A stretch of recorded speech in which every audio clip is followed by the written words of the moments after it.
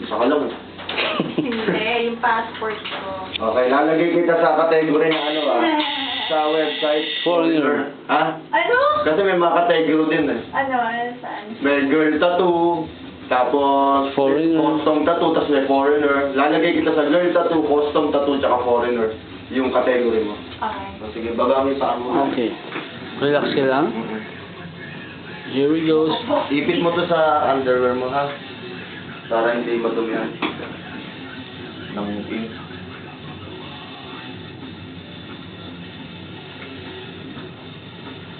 Ay. Okay, ready na, ha? Say hi. Samba.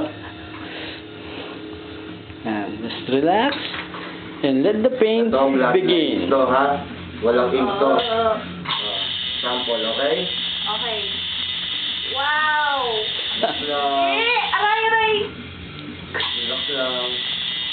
Inhale, exhale ka lang. Inhale, Parang exhale. napupunit yung... Inhale, exhale lang. Unbelievable.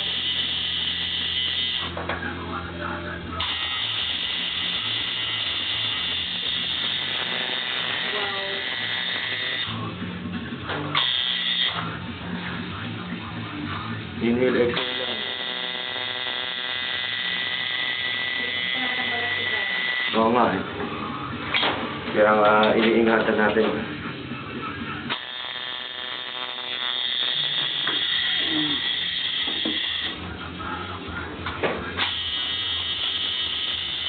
How's the paint?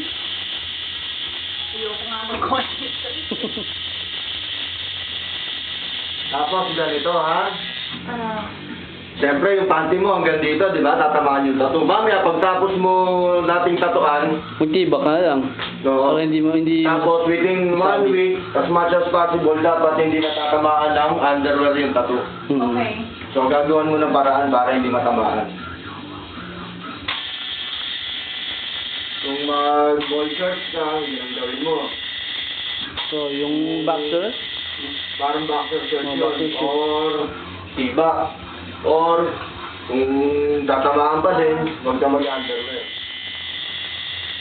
Hanggat hindi gumagaling yung tattoo mo.